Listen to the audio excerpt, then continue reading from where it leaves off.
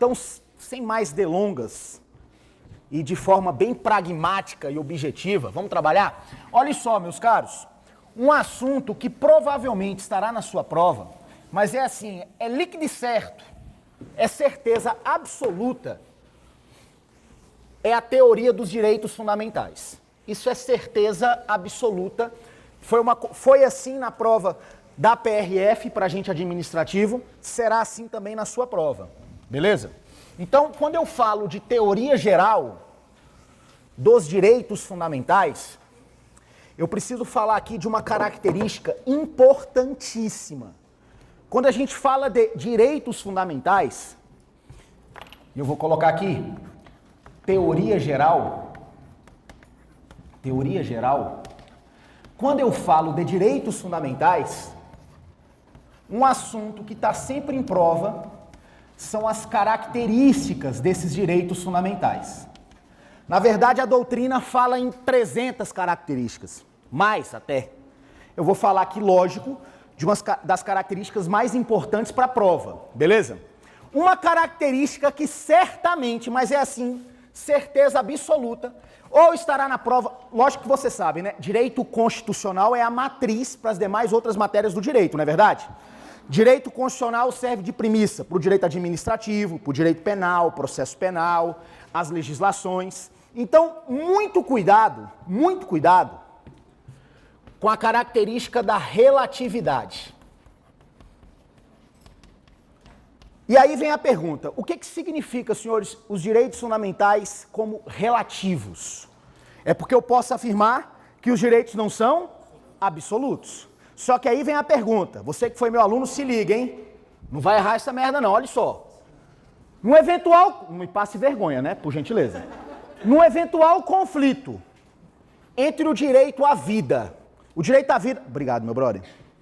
O direito à vida é um direito, eu vou distribuindo, cada um pega um e passe, por gentileza. O direito à vida, que é um direito importantíssimo, pega um e passe, amigão, por favor, só um aqui para mim. O direito à vida, que é um direito importantíssimo, é um direito conhecido até como sine qua non, não é? Sem o qual você não consegue exercer outros. O direito à vida combate, entra em conflito aqui com uma liberdade que você tem, que é a liberdade de religião. A pergunta de prova é essa. No caso, no conflito, qual direito prevalece? Se você responder de forma abstrata assim, você errou a questão. Porque não existe hierarquia, ó pra cá, ó pra cá.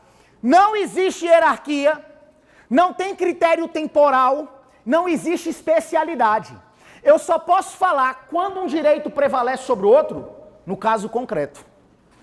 Casos concretos, rapidamente, vou te dar alguns exemplos. Ali de forma abstrata, você não consegue resolver conflito. Exemplo, caso testemunha de Jeová. Teve uma criança que sofreu um acidente automobilístico, perdeu muito sangue, e o médico fez a transfusão mesmo sem o consentimento dos pais. A pergunta é essa. O médico impôs a transfusão. O direito à vida prevaleceu? Neste caso concreto. Teve outro caso concreto, um sujeito com 70 anos não queria se submeter a transplante porque tinha se convertido. Tinha 70 anos de idade. E o médico entendeu que ele estava muito doente e que seria razoável e ele não fez o transplante. No caso concreto, a liberdade de religião prevaleceu?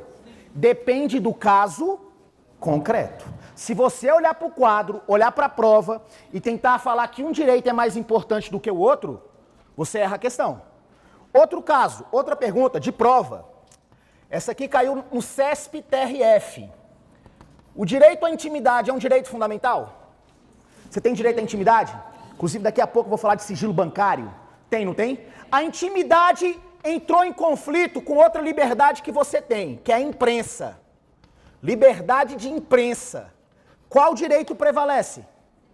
Você não vai errar agora, né? Você vai falar bem assim pra mim, ó. Fala assim, depende. Depende do quê? Depende do caso concreto. Quer ver um caso, você vai lembrar? Não vou nem falar nenhum, porque eu fui gravar uma vez e falei assim, não posso falar. É o caso de uma modelo que foi flagrada fazendo sexo na Espanha. Scarelli. Ela foi flagrada fazendo sexo na Espanha e o paparazzi filmou no outro dia no YouTube, né? A pergunta é essa, ela revoltada, entra com uma ação judicial pedindo para retirar o vídeo do YouTube. Quem assistiu o vídeo sabe, né? O vídeo não é pesado? Brasileirinhas, quase, né? Pesadíssimo. O vídeo estampado no YouTube. Ela pede para retirar o vídeo. Primeiro momento, a justiça mandou retirar. Só que ela entra pedindo indenização, porque expor a sua imagem de forma indevida. Foi uma exposição da imagem dela. Ela pediu uma indenização. Sabe o que a justiça brasileira falou? Filha, a senhora estava onde? Na praia, né? Praia é um local? Não. Neste caso, a liberdade de imprensa prevalece sobre a sua intimidade. Depende do caso concreto. Característica da relatividade. Senhores, e o Supremo falou o seguinte: nenhum direito fundamental pode ser utilizado de escudo para cometer, essa é de prova. Eu vou até repetir, senhores, que quando eu sinto o espírito assim, na coluna, olha, quem aqui já foi meu aluno sabe o que eu estou falando. De vez em quando eu sinto alguma... Vai estar na prova, questão 43 que eu vou falar aqui agora. Ó. Nenhum direito fundamental pode ser utilizado de escudo no intuito de cometer crimes. Você não pode invocar um direito individual para cometer uma atividade criminosa, porque os direitos são o quê? Relativos. Você quer ver um exemplo? Liberdade de associação. Juntar eu, meu amigo aqui na frente, meu amigo, 10 pessoas, meu brother aqui, vamos juntar? Liberdade de associação. Bora assaltar banco? Isso não é liberdade de associação, porque isso é uma formação de quadrilha. Você não pode invocar um direito fundamental no intuito de cometer uma atividade criminosa. Beleza? Característica da relatividade. Cuidado com isso. Tudo relativo. Apesar que quem falou tudo relativo? Tem que ter cuidado. Senhores, os direitos são relativos? Então, se eu colocar na prova, todos os direitos são relativos, tá certo? Porque já fui absoluto, né? Estou falando que todos os direitos já estou sendo absoluto. Eu posso falar que existe um direito absoluto, que já caiu em prova na Funiversa? Posso. A não extradição de brasileiro nato. O brasileiro nato pode ser extraditado? Nós vamos falar sobre isso. Nunca, inclusive a Lei 6.815, que está na sua prova, brasileiro nato jamais será extraditado. Vide o caso Fernandinho Beiramar. Fernandinho Beiramar cometeu um crime que resvalou na competência dos Estados Unidos. Na época o Bush pediu a extradição e o Lula falou que Fernandinho era patrimônio nacional, não pode ser extraditado. O brasileiro nato jamais será extraditado, nunca, e é um direito absoluto. Beleza? Outra característica, ó pra cá, ó pra cá, ó pra cá, ó pra cá. Uma característica muitíssimo importante é a eficácia. Não vou falar de todas, até porque a gente não tem tempo. Eficácia vertical e horizontal. Meus caros, a questão é essa. Olhe só, rapidamente. Os direitos fundamentais, quando foram concebidos, na sua concepção, eles foram criados para proteger você, o particular, o particular, contra os abusos do Estado. O direito fundamental, ele funcionava como um campo de força. O indivíduo falando assim, Estado, a partir de agora lascou. Ó, você pode até tirar minha vida, mas agora eu tenho o direito fundamental. Estado, você pode até tomar minha propriedade, mas eu tenho o direito fundamental. Nessa relação entre você, o cidadão, e o Estado, nós falamos que os direitos fundamentais têm uma eficácia vertical. Só que a doutrina, e é o que vai cair na sua prova, CESPiana, adora isso daqui, o CESP adora, entende também que os direitos fundamentais, eles podem ser aplicados entre os particulares. E tem um monte de jurisprudência, senhores, no sentido da aplicação dos direitos fundamentais aqui, ó, entre cidadãos. Quer ver um caso que já caiu em prova, inclusive? O caso da Air France. A Air France é uma empresa francesa que opera no Brasil e tem empregados brasileiros e franceses. A Air France fala bem assim para francês: francês, você quer trabalhar na minha empresa? Aí o francês, quero. Para você eu dou 13º, 14º, 15º salário, férias 60 dias, participação nos lucros da empresa. Você quer trabalhar? O cara, quero. Então beleza, para você eu tenho tudo isso aí, francês. Brasileiro, você também quer trabalhar? Pô, o emprego tá difícil, eu quero. Para você não. Para você só 13º, férias de 30 dias, e tá bom demais, né? Você quer? Quero. Ele exerce as mesmas atribuições ganhando bem menos. É uma sacanagem em razão da nacionalidade. Ele entrou com uma ação judicial na Justiça do Trabalho. E adivinha o que a Justiça falou? Tem direito. Porque no Brasil, a igualdade deve ser aplicada mesmo entre particulares. Porque no Brasil hoje, tanto um particular pode clamar contra o outro numa relação jurídica, e sucessivamente, porque no Brasil hoje nós temos uma eficácia, chamada de eficácia horizontal, ou eficácia externa. Eficácia externa. Os direitos fundamentais servem para proteger os cidadãos das suas relações. Esse caso da Air France já caiu em prova, e tem um caso agora de uma associação que defende, que foi 2012, julgado em 2012. Final de 2012, começo de 2013. Tem uma associação em São Paulo que tem a finalidade de defender animais lá. E tinha um sujeito tão doido, senhores, no meio dessa associação, porque eu acho que é importante defender bicho. Eu sempre falo isso, eu gosto muito de cachorro, tem que defender bicho, mas tem gente que alucina, né? Tem gente que alucina. Tinha um cara tão alucinado que ele deu conta de ser expulso da associação. Deu conta, ele conseguiu ser expulso. A associação queria defender cachorro e gato, e ele queria defender cupim. Cupim. Ele falou, não, o cupim é importante para o ecossistema, e as pessoas estão queimando as árvores, jogando combustível, matando cupim. Aí os caras, bicho, aqui é cachorro e gato. Cupim, cara, cachorro e gato, cupim. Bicho, tu vai ser expulso. Cupim, foi expulso. Ele era tão doido que ele entrou com uma ação judicial falando que ele foi expulso sem a ampla defesa e sem um contraditório. Associação, pessoa jurídica de direito privado. Ele entrou com essa ação judicial. Primeira instância falou, filho, você é louco? Você não tem direito não. Recorre para o tribunal, perde. Recorre para o STJ, perde. Por recurso extraordinário para onde? Supremo. Relatoria do ministro Gilmar Mendes. Calma aí. Mesmo entre particulares, existe um rol mínimo de direitos que devem ser preservados e eu determino imediatamente que ele seja reintegrado à associação e que tenha um julgamento justo com ampla defesa e contraditório. Porque no Brasil, além de uma eficácia vertical, hoje nós temos eficácia horizontal. Tranquilo? Beleza? Pegue sua lista.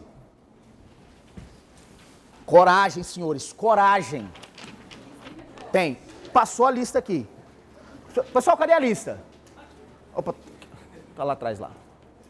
Passa para frente, por gentileza. Vamos lá, coragem.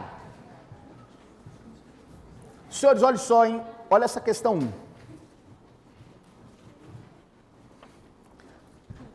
A jurisprudência do Supremo Tribunal Federal firmou entendimento de que os direitos e garantias fundamentais se aplicam apenas às relações entre o particular e o poder público e são inaplicáveis às relações privadas. Está errado, porque no Brasil, além da eficácia vertical, existe uma eficácia horizontal. Você vai errar uma porra dessa na prova? Não vai, né? De jeito nenhum. Se você errar, né? Esquece meu nome, não fala que eu estava aqui não. Fala que foi o Fabrício Dutra que deu direito constitucional. Deu gramática e acumulou direito constitucional. Muito bem. Fabrício é bom, né, galera? O cara é nerd, né? Nerd. Né? Meus alunos que não eram daqui falavam do Fabrício Dutra. O cara é bom, não é? Fabrício Dutra? Muito bom. Ele pediu para eu falar isso para os senhores aqui. 2. Vamos lá. CESP MPU Analista Jurídico 2013. Esse aqui eu vou falar no quadro, antes de responder. Ó, Bagá, ó. Esse assunto cai em prova direto. É a evolução histórica dos direitos fundamentais. Evolução histórica. Senhores, você já ouviu falar geração na sua prova? Primeira geração, segunda geração? E também dimensão? Você prefere geração ou dimensão na sua prova de concurso? Diga aí, cara. Dimensão, fala assim, dimensão. Dimensão. Por que dimensão? Porque geração traz uma ideia que uma geração substitui a outra, não é? A sua geração está sucedendo a geração dos seus pais? Não é essa a lógica? Aqui não é substituição, não. Aqui existe coexistência. Por isso que nós vamos contrariar o professor, o grande idealizador dessa ideia de geração no Brasil, que é o professor Paulo Bonavides, e nós vamos nos adequar à expressão utilizada pelo Supremo, que é o que vai cair na sua prova. Primeira dimensão, segunda dimensão e terceira dimensão. Júnior, eu já vi quarta dimensão em prova, quinta dimensão, sexta, nona dimensão. Também já. Mas é passível de ser anulada essa questão? Porque o Supremo só reconhece até a terceira dimensão. Só até a terceira. Então nós vamos falar aqui de apenas 3 dimensões. Primeira dimensão, rapidamente, vamos lá? Primeira dimensão. Senhores, o que seriam direitos de primeira dimensão? Lógico que são os direitos que surgiram em primeiro lugar, não é verdade? Aqueles direitos que surgiram em primeiro lugar, lá no início do século XVII, eu posso falar para os senhores que quais são os direitos aqui, ó, cuidado, tem que decorar. São os direitos civis e políticos. Júnior tem que decorar isso, mas Piaget, eu sou da educação, Piaget fala que eu tenho que entender. Senhores, Piaget não passou em concurso. Aqui é para passar em concurso, né? Você vai ter que memorizar esse negócio aqui, beleza?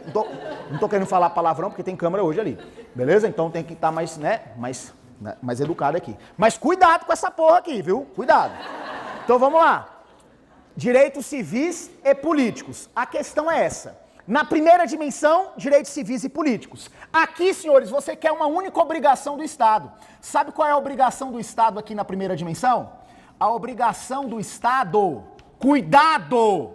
A obrigação do Estado aqui, ó, é abstencionista. O que significa isso?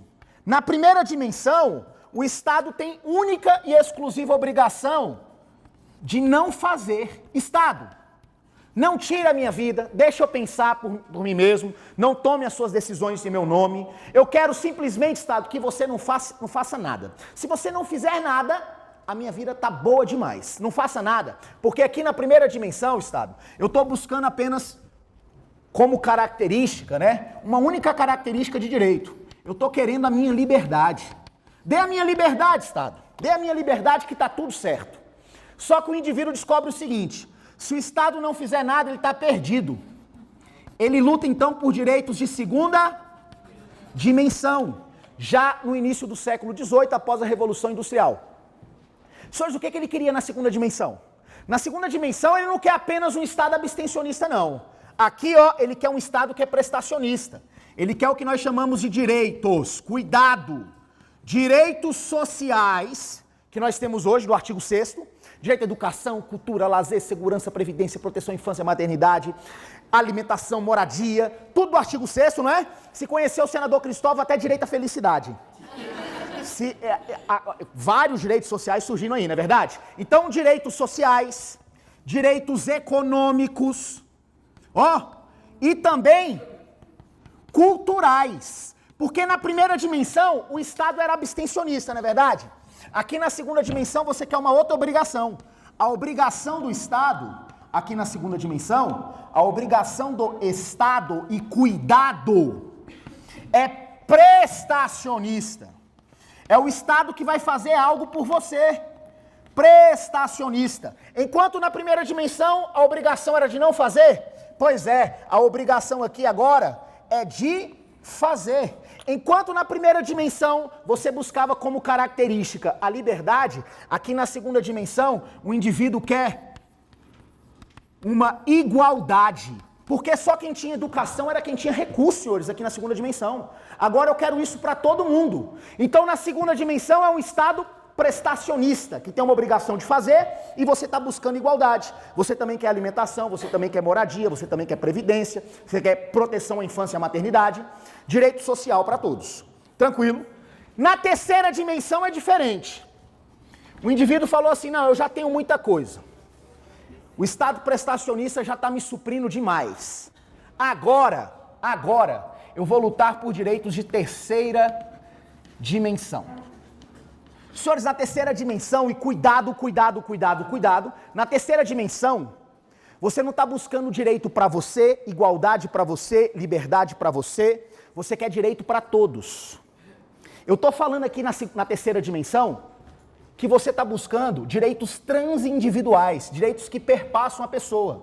Quando cai na sua prova assim, ó, na terceira dimensão nós queremos direitos difusos.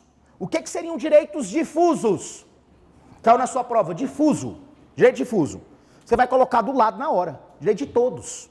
Direitos difusos é o mesmo que direito de todos. Quer ver um exemplo que está aqui na terceira dimensão? Exemplo. O meio ambiente interessa apenas a você? Ou interessa a você, os seus filhos, os netos dos seus filhos, os seus tataranetos, o resto do mundo? Meio ambiente ecologicamente equilibrado é direito de todos. Um mundo sem guerra, o direito à paz, paz mundial, interessa apenas a você ou a todos? As próximas gerações?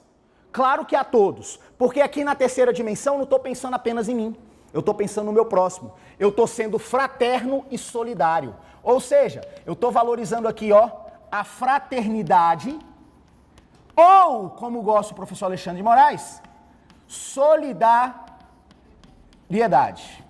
Beleza? Coincidência ou não, a primeira, a segunda e a terceira dimensão lembra o lema da Revolução Francesa. Liberdade, igualdade, fraternidade. Primeira, segunda, terceira dimensão. Liberté, igualité, fraternité. Primeira, segunda, terceira dimensão. Tranquilo? Olha a lista, pega aí. Olha o que falei a questão 2.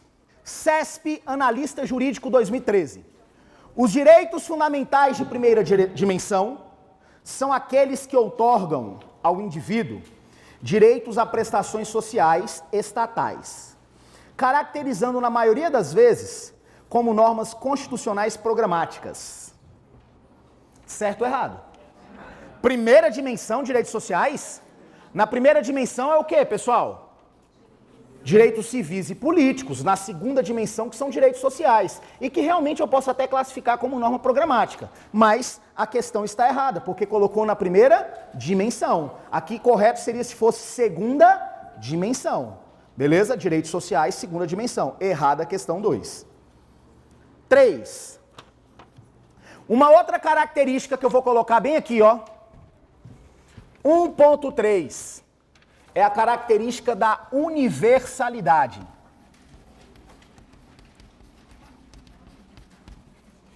E a pergunta é essa: quem pode gozar de direito fundamental, hein? Todos. Boa resposta, todos. Então eu vou colocar assim, ó. A pessoa jurídica, a pessoa física pode? Pode. E quando a Constituição fala em pessoa física, lá no artigo 5º ela fala de brasileiros, estrangeiros residentes, só. Ela fala de brasileiro e quando fala de brasileiro é nato e naturalizado. Estrangeiro residente, ela não fala do turista. O artigo 5º não fala de turista. Mas o turista tem direito fundamental? Ou ele pode ser morto aqui, estuprado, assassinado? O estrangeiro turista pode? Ele tem direito fundamental? O Constituinte falou menos do que ele gostaria de ter falado, né? E o Supremo já falou mais. Qualquer pessoa, ainda que fora do Brasil, se for alcançado pela lei brasileira, tem direito fundamental. Então é qualquer pessoa física. E a pessoa jurídica também tem direito fundamental? Agora é qualquer direito fundamental? Existem direitos fundamentais que são exclusivos de pessoas físicas? Tem algum direito que é exclusivo de pessoa física? Quer ver um exemplo? Liberdade de locomoção. Liberdade de locomoção é val para quem? Para pessoa física. Pessoa jurídica não tem liberdade de locomoção. Imagine Grancussos, não tem liberdade de locomoção. Isso é um direito de pessoa física. Não, tem um amigo que fala que tem. Não, pessoa tem, Júnior. Quando abre uma outra filial. Não tem, não tem. Isso é viagem. Então aqui pessoa física e pessoa jurídica. Tranquilo. Vamos lá. Olha aí a questão. O súdito estrangeiro,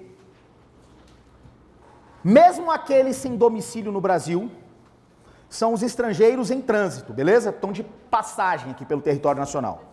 Tem direito a todas as prerrogativas básicas que lhe asseguram a preservação da liberdade e a observância pelo poder público da cláusula constitucional do devido processo legal. Já pensou que questão boa? Certo ou errado? Senhores, o que garante o devido processo legal, hein? Artigo 5º, inciso 54. Lá fala bem assim, ó. Ninguém será privado dos seus bens, nem da sua liberdade, sem o devido processo legal. Devido processo legal garante a sua liberdade e a sua propriedade.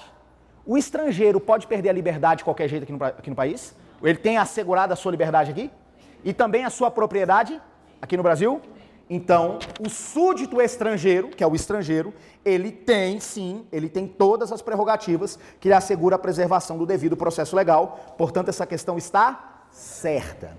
A questão 4, que é a questão prima da sua prova aí. Irmão, né? Considere a seguinte situação hipotética. O Pablo, argentino e residente na Argentina, solteiro, de 18 anos de idade, de passagem pelo Brasil, com destino aos Estados Unidos da América, foi interceptado em uma operação da PRF. No mínimo cocaína, né? Nessa situação hipotética, não obstante Pablo não seja residente no Brasil, todos, na sua prova CESP, quando caem as palavras-chave, você desconfia na hora. Quais são as palavras-chave?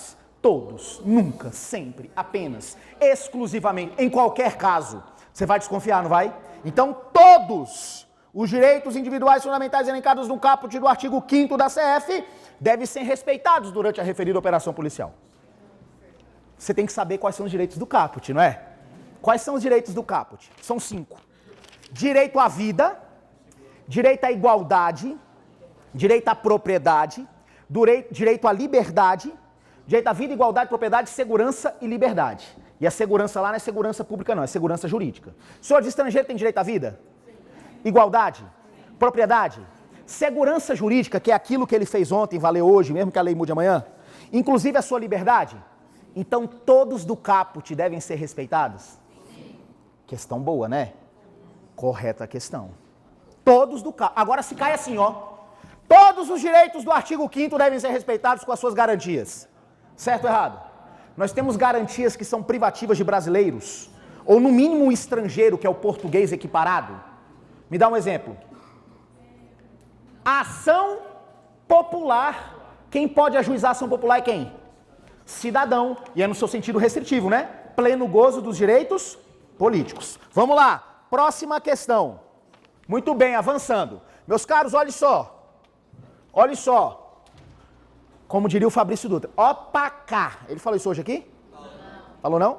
Opa cá, isso é coisa do Fabrício. Senhores, olha só. 4, 3. Tratados internacionais.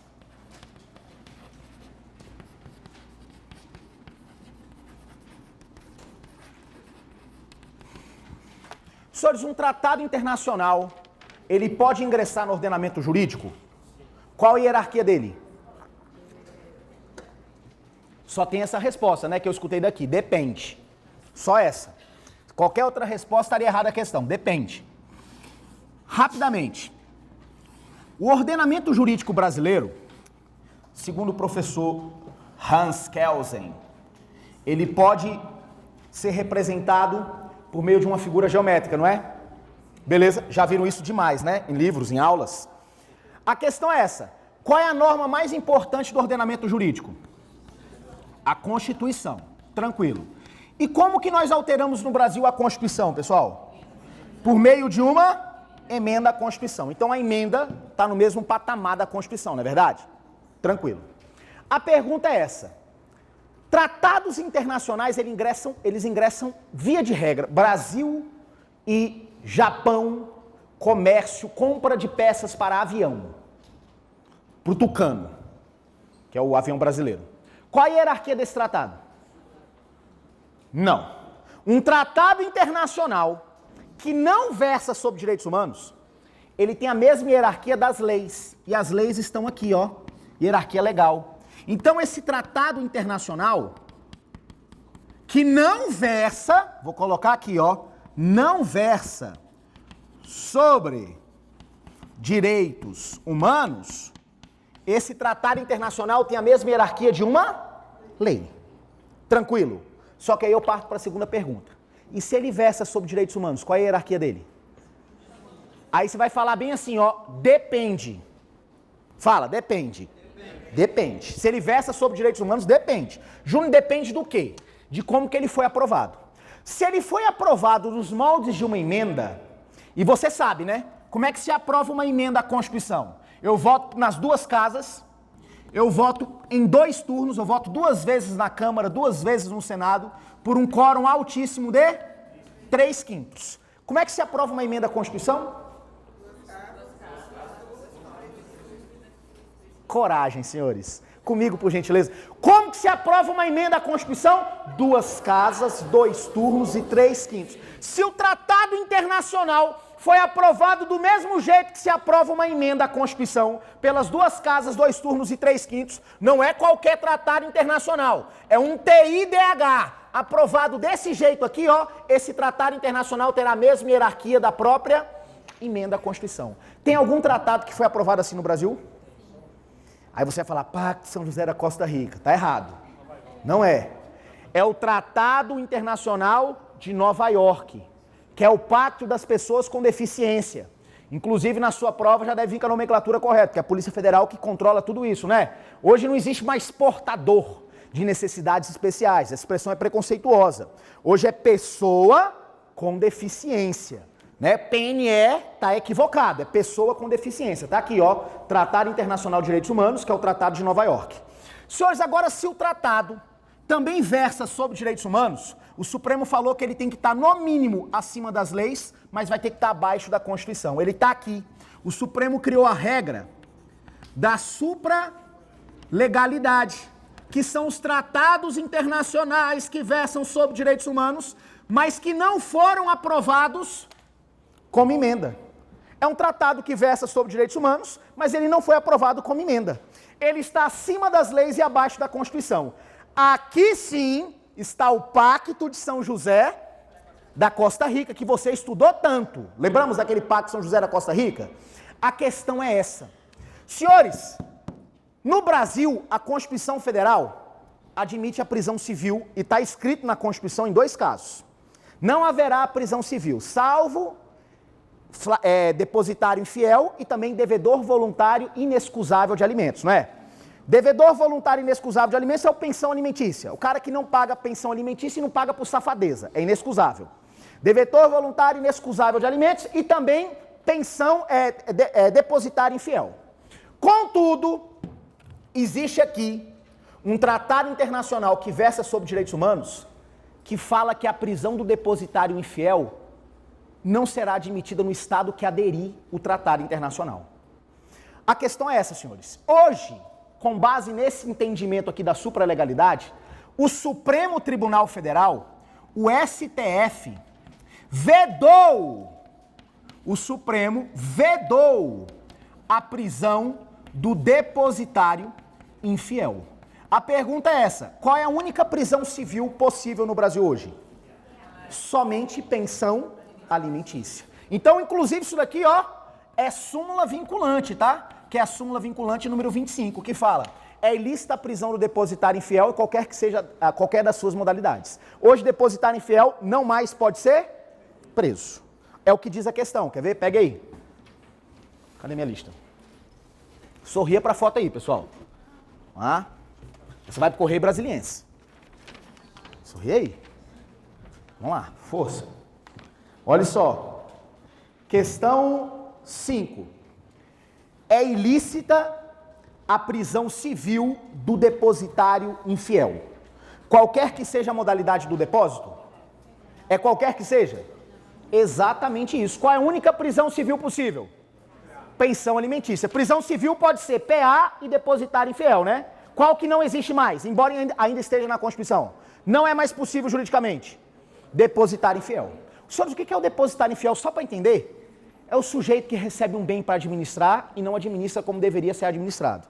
Ele recebeu um bem, ele era fiel. Quando ele não cuidou como deveria ser cuidado, se torna, isso dava cadeia, não dá mais. Caso que deu mais cadeia no Brasil, alienação fiduciária. O cara vai comprar um carro, aí tá lá, né? Só paga 3 prestações, não paga o resto. Aí tá lá o nome do carro, né? Eu comprei um carro, cara, deixa eu ver o carro. Aí tá, olha lá, Banco Santander. Na verdade, aquilo é uma alienação fiduciária. Antigamente isso deu muita cadeia, hoje não dá mais. Porque é vedada a prisão civil do depositário infiel. Beleza. Olha a próxima questão aí.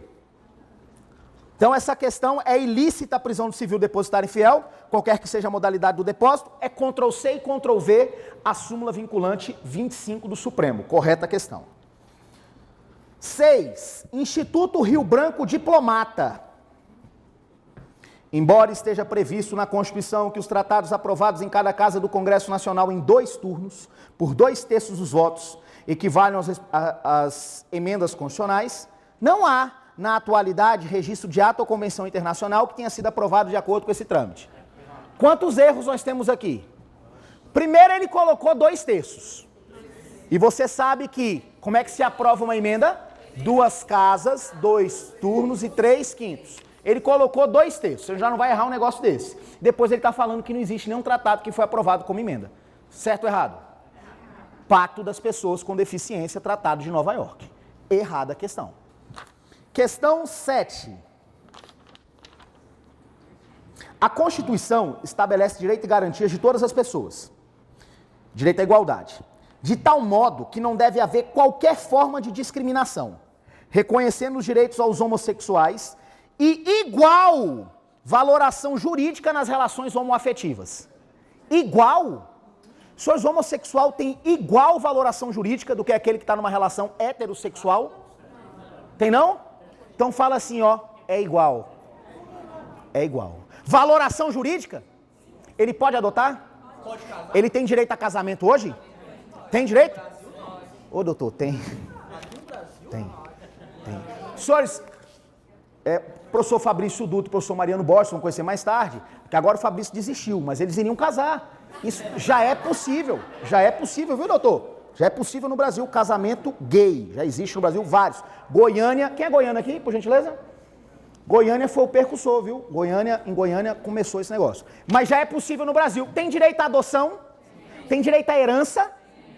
Questão previdenciária? Igual valoração jurídica. Não tem a mesma valoração social, meu amigo, que é outra coisa. Valoração social é diferente. Mas valoração jurídica é a mesma coisa. Tranquilo? Então, beleza. Senhores, olha só. Vou avançar. Próximo estudo aqui, ó. Sim. Pergunte.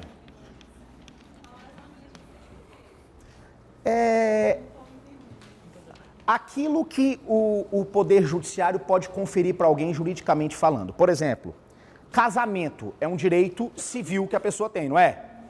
É estendido hoje a uma relação homossexual?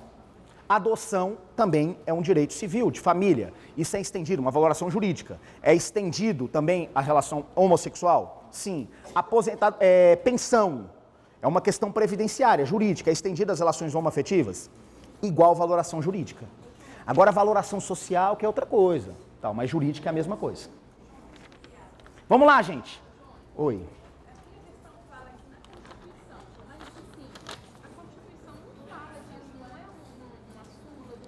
O quê?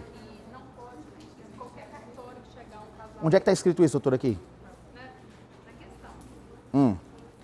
A Constituição estabelece direito e garantia de todas as pessoas. Estabelece. Todos são iguais perante a lei. Todos. Não, mas aí vem a questão da interpretação constitucional, doutora. Hermenêutica constitucional. O Supremo interpretou. Foi o Supremo que interpretou. A Constituição fala direito de todas as pessoas, inclusive dos gays. De todas as pessoas, inclusive da relação homoafetiva. De todos, inclusive deles. Por isso que o Supremo interpretou. Vamos lá. Senhores, olha só. Direito à igualdade. Uma questão muito importante aqui, ó pra cá, ó. Ó pra cá, ó pra cá, ó pra cá. Uma questão muito importante, senhores, é a questão do concurso público. A pergunta é essa. Pode o concurso público estabelecer requisitos? Altura mínima, altura máxima, número mínimo de dentes, percentual de gordura, ímen complacente. Já pensou? Ímen complacente. Fizeram isso para policial militar da Bahia. Logo na Bahia. Ímen complacente. Ímen complacente. Senhores, pode o concurso público estabelecer requisitos? Pode. Em primeiro lugar, requisito para concurso público. Vamos lá. Requisito para concurso público tem que estar previsto em lei, não apenas em edital. E olha para cá, ó. E requisito para concurso público tem que ser compatível, muito bem, doutor, com o cargo. com cargo. Senhores, psicotécnico é um requisito para concurso público? O vulgo psicodoido. Por falar nisso, amanhã tem psicotécnico para PM aqui em Brasília. Psicotécnico. Beleza. Só que o Supremo falou que para psicotécnico, além dele estar previsto em lei e não apenas no edital, porque requisita apenas em edital é inconstitucional por ferir a igualdade, tem que ser compatível com o cargo. Psicotécnico tem mais 2 requisitos. Esse psicotécnico, ele só é cabível se ele for baseado, olha o que o Supremo falou, em critérios objetivos, nada de questão subjetiva, tem que ser objetivo. E também, o Supremo falou que para psicotécnico é necessário o reexame administrativo. Se faltar qualquer uma dessas características aqui, dessas condições para o psicotécnico, ele será inconstitucional. Beleza? Tranquilo? Olha o que diz a questão aí, Olha o que diz a questão. Questão 8. Nos concursos públicos é cabível a realização de exame psicotécnico. É cabível? Ainda que não haja previsão em lei. Está errado. Porque psicotécnico tem que estar previsto em lei, não apenas em edital, compatível com o cargo, baseado em critérios objetivos e científicos, e é necessário o reexame administrativo. São 4 requisitos. Então já está errada a questão. Ainda que não prevista em lei, bastando apenas que o edital tenha regra específica sobre tal questão. Papo furado. Lorota, conversa. Olha a questão 9, vamos lá. No caso de iminente perigo público. Senhores, caiu na sua prova. Iminente perigo público. Você vai lembrar do quê? Essa aqui quem já está estudando está acostumado demais, né? Direito à propriedade. Caiu na sua prova iminente perigo público. Nós estamos falando do Instituto da Requisição. Quando cai na sua prova requisição, cuidado, isso aqui, não é perda da propriedade. Requisição é apenas uma limitação da propriedade, que é condicionada aqui, essa ideia do iminente perigo público. Digamos que o Distrito Federal está derretendo em água. Chega o governador Agnello Queiroz aqui, professor Grangeiro. Grangeiro, eu estou precisando da sala 18, aquela sala grande que tem lá no Gran Curso, porque as pessoas perderam as suas casas. Eu preciso que elas morem lá durante esse iminente perigo público, professor Grangeiro. Professor Grangeiro tem alguma opção? Ele vai falar só assim, sim senhor governador, a casa é sua, fica à vontade. As pessoas estão morando aqui, é um iminente perigo público? Sim ou não? Água, muita gente perdendo a casa, morrendo afogado? Sim. Só que a pergunta é essa. Na requisição, o professor Grangeiro ficou impossibilitado de utilizar a sala, né? E um menininho, imagem do cão, colocou uma cadeira em cima da outra, pendurou aqui no data show e quebrou o data show. Beleza? Ele teve um dano? Teve. A pergunta é essa, existe indenização aqui na requisição? Indenização existe? Sim. Só que a indenização aqui é que nem na desapropriação, é prévia? Aqui eu vou pagar depois. A indenização aqui, é ulterior, que significa posterior, e será condicionada a dano. Tem crase aqui, pessoal? Não, porque dano é uma palavra masculina. Muito bem, tá vendo? Muito bem. Então, condicionada a dano. Aqui, ela é ulterior e condicionada a dano. Tranquilo? Então, não é prévia, como na desapropriação. Olha o que diz a questão. No caso de iminente perigo público, se é iminente perigo público, aqui não é perda da propriedade, aqui é uma limitação.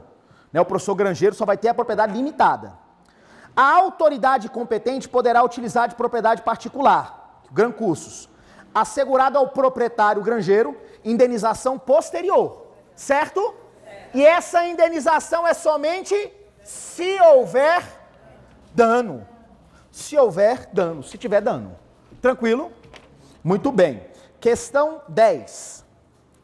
A propriedade pode ser desapropriada por necessidade ou utilidade pública ou por interesse social. Mas sempre, caiu na sua prova sempre, sim. Palavras, vai ter que desconfiar, né? Mas sempre mediante justa e prévia indenização em dinheiro? Sempre. Senhores, nós temos duas exceções à indenização em dinheiro. A regra é, vou colocar aqui, ó. Desapropriação não é a mesma coisa que requisição, não. Desapropriação, pessoal, aqui é diferente. Desapropriação significa perda da propriedade. Quando se tratar de necessidade pública, utilidade pública, interesse social. E aqui na desapropriação, via de regra, eu vou te pagar de maneira prévia, antes de você perder a sua propriedade, justa, que é o valor praticado pelo mercado, e olha só, e em regra, em dinheiro. A regra é que eu vou te pagar em dinheiro, mas é sempre em dinheiro? Não, porque nós temos duas exceções. Na Constituição fala em títulos da dívida pública e também títulos da dívida agrária. Existem duas exceções, você vai lembrar disso na sua prova. Você tem título da dívida pública e título da dívida agrária. Então não é sempre. A regra é que é em dinheiro, mas nós temos exceções: título da dívida pública e título da dívida agrária. Olha o que diz a questão, leia de novo. A propriedade poderá ser desapropriada por necessidade ou utilidade pública ou por interesse social. Pode, que é a perda da propriedade. Mas sempre mediante justa e prévia indenização em dinheiro. Nós temos duas exceções. Título da dívida pública e título da dívida agrária. TDP, TDA. Você vai esquecer tudo. Você vai esquecer o nome da sua namorada, do seu marido. Mas você vai lembrar que não é sempre. Nós temos exceções. Tranquilo? Próxima questão, 11. O direito à liberdade de expressão, previsto na Constituição Federal, não pode ser invocado em defesa dos que defendam publicamente a descriminalização do aborto, conduta que se qualifica como incitação pública da prática criminosa. Senhor, você pode pedir a descriminalização das drogas, inclusive do aborto? Eu queria poder fumar maconha. Você pode fazer isso? Você não pode fazer apologia ao crime. Eu posso chegar aqui na sala, gente, eu queria poder fumar crack. Crack até emagrece. Você pode fazer isso? Você pode pedir para descriminalizar o uso de entorpecente? Você não pode fazer apologia. Gente, vamos fumar maconha? Todo mundo tem que fumar maconha. Porque quem fuma maconha passa no concurso de agente administrativo da PF. Isso é apologia ao crime? Eu não posso fazer apologia ao crime. Mas eu posso pedir para descriminalizar o uso de entorpecente. Foi o que o Supremo decidiu na arguição de descumprimento de preceito fundamental número 187. Você pode pedir para descriminalizar o aborto no Brasil? Pode, porque isso é manifestação do pensamento. Vamos ler a questão? Olha lá. O direito à liberdade de expressão previsto na CF não pode ser invocado em defesa daqueles que defendam publicamente a descriminalização do aborto? Pode sim. Você pode pedir a descriminalização do aborto. Pode sim. Então, errada a questão 11. 12. Considere que determinada associação seja ré em ação judicial que pleiteia a suspensão das suas atividades. Nessa situação hipotética, caso o juiz competente julgue procedente o pleito, será necessário aguardar o trânsito em julgado da decisão judicial para que a referida associação tenha suas atividades suspensas. Senhores, olhem para cá rapidamente. Coragem, força. Quanto é que está o salário lá mesmo, pessoal? Deu preguiça, deu sono, você vai lembrar da remuneração. Lá está 3.800? É, mas tem um monte de coisinha, né, lá, não tem? Você vai ganhar isso aqui, né, ó. Ó. Já dá para ir para Caldas Novas? 6 mil reais? Já dá para ir para Caldas, não dá? Caldas Country. Caldas Country. Sangue de Jesus, né? Sangue de Jesus. Vamos lá. Senhores, olhem só. Olha só. Associação. Olha só, pessoal. Tanto para suspender quanto para dissolver associações, é necessário aqui, ó, algo que nós chamamos de reserva de jurisdição. O que significa isso, pessoal? Só o juiz pode suspender as atividades de uma associação, só o juiz pode dissolver. Olha para cá, olha para cá, olha para cá. Tanto para suspender quanto para dissolver é necessário decisão judicial, né? Só que a pergunta é essa: dissolver é mais grave do que suspender? Dissolver pressupõe acabar, extinguir. Como dissolver é mais grave do que suspender, é necessário um negócio que nós chamamos de DJTJ. O que significa isso? Decisão judicial transitada. Pode o delegado da Polícia Federal suspender as atividades de uma associação? Jamais. Tanto para suspender quanto para dissolver, decisão judicial. Só que para suspender, basta uma simples decisão. Para dissolver, não. Tem que ser uma decisão judicial transitada em julgado, uma decisão que não cabe a mais recurso. Tá claro isso? Olha o que diz a questão de safadeza. Olha lá.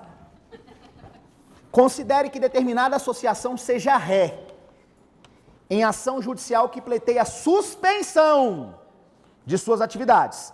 Suspensão é menos gravoso que dissolver, não é? Beleza. Nessa situação hipotética, caso o juiz competente julgue procedente o pleito, será necessário aguardar o trânsito em julgado da decisão judicial para que a referida associação tenha suas atividades suspensas. Tá certo ou tá errado? Para suspender, basta uma simples decisão. Para dissolver, que seria uma decisão judicial transitada em julgado. Fácil demais, não é? Tranquilo. Próxima questão. Sangue de Jesus. Quem pode determinar a violação de domicílio no Brasil? Para violar domicílio? Só por ordem judicial. Flagrante delito. Eu posso violar tanto durante o dia quanto durante a noite? Flagrante. Crime. Acontecendo um crime. Você pode violar qualquer estabelecimento? Desastre. Tá caindo tudo. Você pode violar? Para prestar socorro. Agora por ordem judicial. Só durante o dia. E é só por ordem judicial, né? Delegado de polícia pode mandar violar a casa de alguém? Só o juiz. Agora, olha a maldade da questão. Por ordem judicial, a CPI pode determinar a violação de domicílio durante o dia. CPI pode violar domicílio? Agora, por ordem judicial, a CPI pode? Só isso por ordem judicial, o meu brother ali da Câmara pode. Qualquer um. Eu, o Zezinho que trabalha na portaria, o cara da cantina, qualquer um! Porque quem tá mandando é quem? Por ordem judicial, a CPI pode? Por ordem judicial. Só por ordem judicial. Tranquilo? Clareou? Entendeu isso? A maldade? Entendeu, doutora? Quem pode violar é quem? É o juiz. Por ordem judicial a CPI pode? Por ordem judicial a senhora pode? Por ordem judicial quem está mandando é o judiciário, não é a CPI. A CPI só está cumprindo. Beleza? Muito bem. 14. Independente de decisão judicial prévia, sangue de Jesus. O Ministério Público, essa aqui vai cair na sua prova, pode grifar, viu? Essa questão aqui vai cair na sua prova. Independentemente de decisão judicial prévia, o MP pode requisitar aos órgãos competentes informações bancárias e fiscais de pessoas por ele investigadas. Pode? Senhores, quem pode quebrar sigilo bancário, fiscal e telefônico? É só o juiz, mais quem? Não é só o juiz, não. É o juiz mais a CPI. Quem quebra sigilo bancário, fiscal e telefônico? O senhor Delúbio Soares, por que você depositou esse dinheiro na conta de fulano aí? Isso é sigilo bancário. Quem quebra bancário, fiscal e também de dados telefônicos? Somente judiciário e a CPI. Agora, cuidado. Você não pode confundir dados telefônicos, que é uma conta telefônica, conta da Oi, conta da Vivo, conta da Claro, com comunicação telefônica, que é o grampo. É a interceptação. Dados telefônicos é uma coisa. Comunicação telefônica é outra coisa. Tá claro isso? Dados telefônicos. Deixa eu ver aqui sua conta telefônica. Mas por que você ligou para essa pessoa? Ficou 1 hora com ele no telefone. Isso aqui é dados telefônicos. Comunicação telefônica é o sujeito lá, ó, no guardião, né? Ouvindo o sujeito, interceptando. Aquilo é comunicação telefônica. Senhores, quem quebra sigilo bancário, sigilo fiscal e também sigilo de dados telefônicos é o Poder Judiciário e a CPI. Agora, comunicação telefônica, quem quebra é quem? Só o juiz que pode autorizar o grampo. Só o juiz que autoriza a interceptação. A questão está falando bem assim, ó. Independentemente de decisão judicial prévia. O MP pode requisitar aos órgãos competentes informações bancárias e fiscais de pessoas por ele investigadas. Não pode nem se tratando de investigação envolvendo desvio de recursos públicos. Só o juiz e a CPI quebra dado bancário, fiscal e telefônico. Portanto, essa questão está errada. Tem a cara da sua prova, viu? Olha lá. Se um indivíduo, cuidado. Meu amigo ali, ó, de branco, cuidado, hein, presta atenção. Se um indivíduo, ao se desentender com sua mulher, desferir contra ela inúmeros golpes, agredindo-a fisicamente, causando lesões graves, as autoridades policiais, considerando tratar-se de flagrante delito, poderão penetrar na casa desse indivíduo, ainda que à noite, sem determinação judicial, e prendê-lo. Pode? O cara tá batendo na mulher, pessoal. Isso aqui é o quê? É flagrante? Eu posso violar tanto durante o dia quanto durante a noite? Pode. Agora, você que vai ser policial, tome cuidado, porque nem toda mulher que grita à noite está sofrendo. Tem que ter cuidado. Muito bem. Vamos lá. Questão, então aqui essa questão está? Certa. Questão 16. O cara vê lá uma gritaria, pensa que, né? Tem que ter cuidado. 16. O princípio da inafastabilidade da jurisdição tem aplicação absoluta no sistema jurídico vigente, o qual não contempla a hipótese de ocorrência da denominada jurisdição condicionada. Senhores, no Brasil existem situações que antes de você buscar o poder judiciário, você tem que utilizar a esfera administrativa. Senhores, você pode utilizar o habeas data sem primeiro pedir a informação administrativa? Você tem que ter uma negativa, né, para utilizar o habeas data? Tem que ter negativa. Justiça desportiva. Você quer questionar por que seu time tá esse fracasso. Você pode entrar com uma ação diretamente na justiça ou você tem que ir na justiça desportiva, que embora tenha o nome de justiça, é um órgão do poder executivo. Existe no Brasil uma jurisdição condicionada. Então olha o que diz a questão. Jurisdição condicionada é porque você não pode ir diretamente no juiz. O princípio da inafastabilidade da jurisdição tem aplicação absoluta. Palavra-chave, aplicação absoluta. Quem está aí? O Fabrício me entregou aqui, era 3 horas. 3 horas não, 4 horas. 4 horas. Entregou 4 horas, aqui 15 minutinhos. Olha só, o princípio da inafastabilidade da jurisdição tem aplicação absoluta no sistema jurídico. Professor, isso não é só prova absoluta. Você tem que, no mínimo, desconfiar. No mínimo, desconfiar. No Brasil existem exceções à inafastabilidade da jurisdição, que nós chamamos de jurisdição condicionada, que é o habeas data, é a justiça desportiva. Você não pode ir diretamente no juiz. Você tem que entrar com pedidos administrativos. Beleza? Como é que é o nome disso? Jurisdição condicionada. Tranquilo? Próxima questão. Então essa questão não contempla, errada, né? A 16 está errada, não contempla. 17. Tendo a Constituição assegurado o direito à ampla defesa e o contraditório nos processos administrativos disciplinares, o Supremo considera que a ausência de defesa técnica realizada por advogado gera nulidade desse tipo de processo.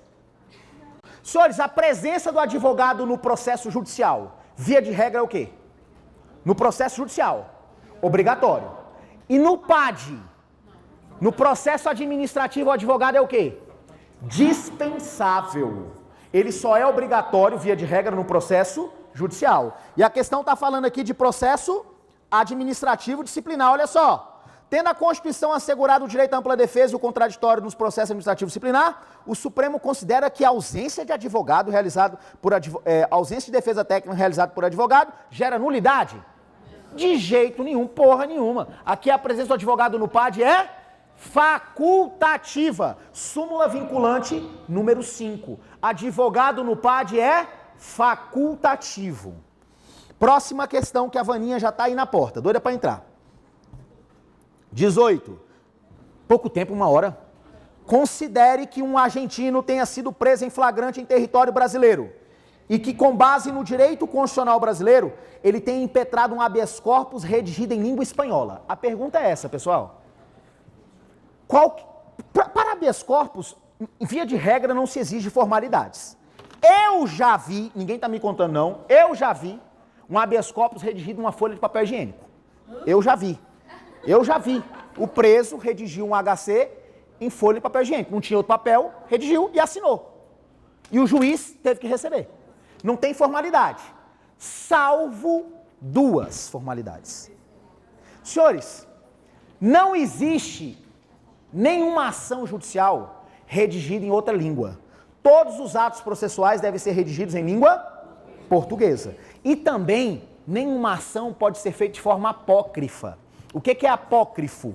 Sem autoria. Tem que ter autoria. Então, tem que ser redigida em língua portuguesa e não cabe HC anônimo, remédios anônimos. E a questão está falando que foi redigida em língua espanhola, né? Vamos ler? Olha lá.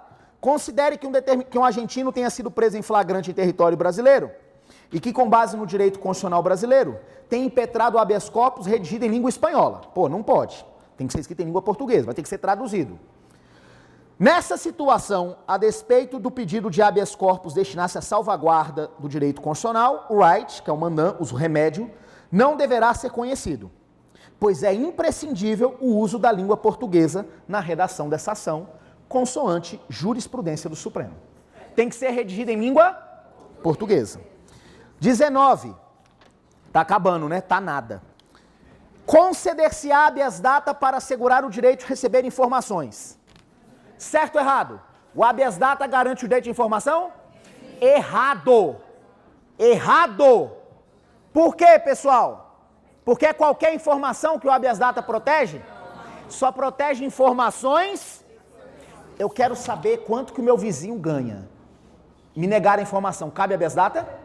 Não, o habeas data só protege uma informação pessoal. Então caiu na sua prova. Conceder-se habeas data para garantir o direito de fornecer informação, certo ou errado? Se for informação pura e simples, negada uma certidão, o remédio não é habeas data, é mandado de segurança. Então tem que ter cuidado. Habeas data somente informação pessoal. Coloque do lado aí, por isso que está errada a questão. Questão 20. O mandado de segurança coletivo pode ser impetrado por pessoas jurídicas, públicas ou privadas, como as organizações sindicais e as entidades de classe legalmente constituídas, mas não por partidos políticos. Partido político pode impetrar mandado de segurança coletivo? Eu nunca me esqueci. Mandado de segurança coletivo, né? Tive um desprazer de trabalhar com o ex-governador do DF, e ele falou bem assim, ó, quem pode impetrar mandado de segurança, horrorista, estou imitando ele, mandado de segurança coletivo é o PIOA. E eu é quem? Aí ele fez assim, ó, PIOA, partido político, entidade de classe, organização sindical e uma associação legalmente constituída e em funcionamento há pelo menos 1 ano. Inclusive o requisito de 1 ano é válido apenas para associações. Tranquilo? Então, está falando que não por partidos políticos, certo ou errado a questão 20? Partido político também pode, está lá no artigo 5º, inciso 70. 21. O polo passivo do mandado de junção jamais poderá ser ocupado por particular. Primeiramente, para que serve o mandado de junção? Sempre que há falta de norma regulamentadora. Quando você tem um direito e o seu direito não é exercido porque alguém não trabalhou. Senhores, quem tem que editar a norma no Brasil? É o Estado, né? Cabe mandado de junção contra um particular? Particular edita alguma coisa? Não. Então, jamais poderá ser ocupado por um particular. Aqui, ó, é só o Estado. Jamais por particular, só o Estado.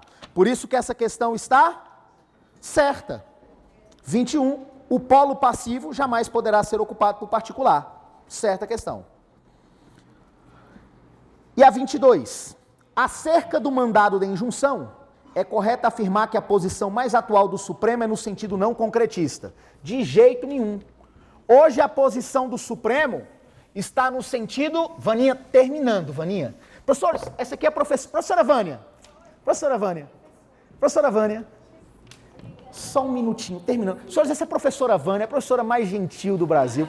Ela é linda, gente boa, né? Demais. Tô terminando, professor. O Fabrício me sacaneou.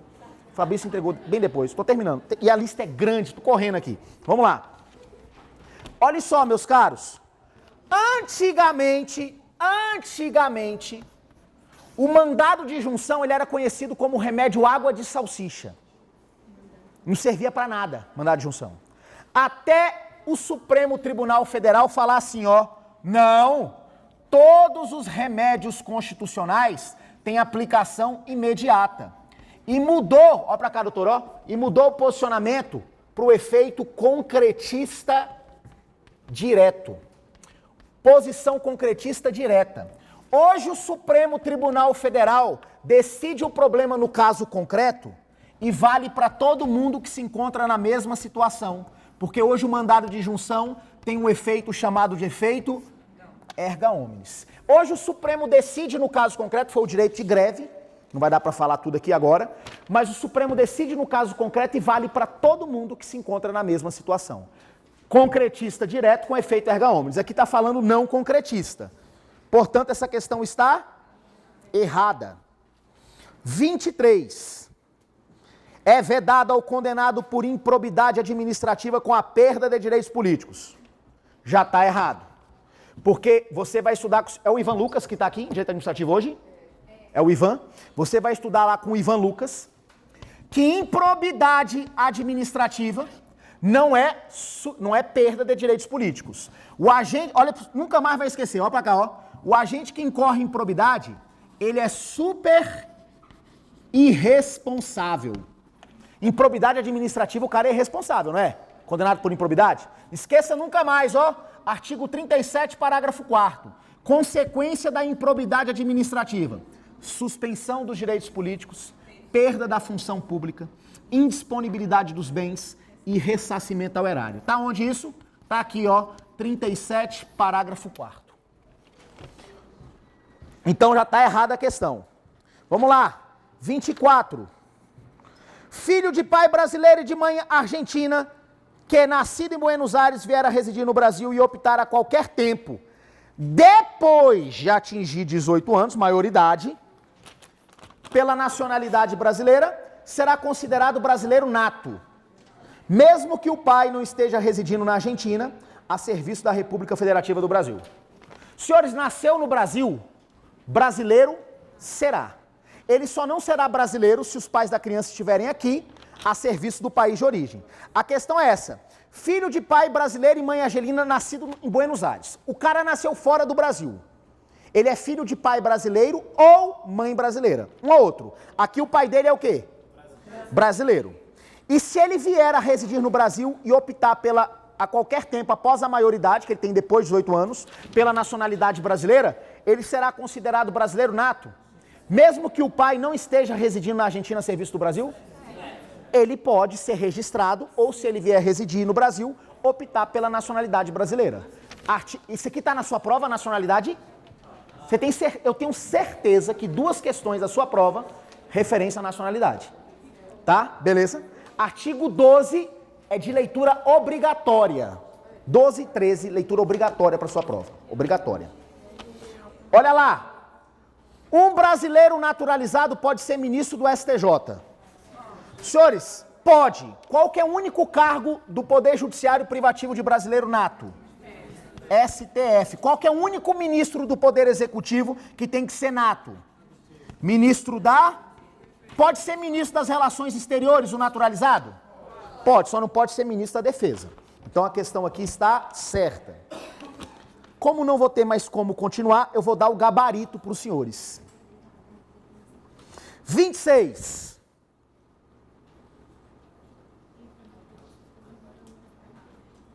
Errada a questão. 27. Errada a questão. 28. Errada a questão. 29.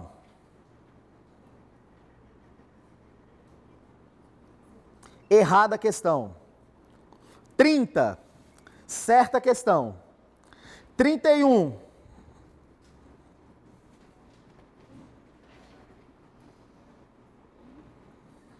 Certa questão. 32.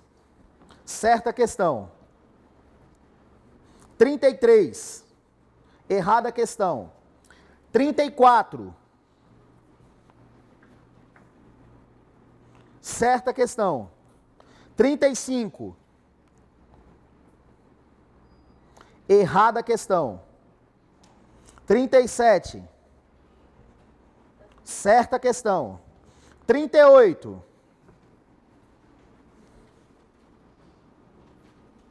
Certa questão.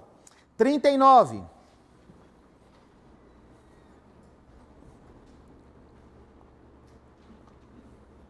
Certa questão. 40. Erradíssima. 41.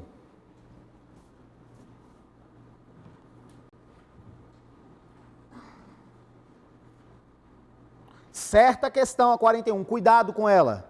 42 também, muito cuidado com ela. Até coloquei em negrito. Certa questão. 41 correta, 42 correta. Beleza? Senhores, foi uma honra inenarrável conhecê-los. Que Deus abençoe a todos. Professora Vaninha, desejo uma ótima prova, beleza? A gente se vê. Valeu!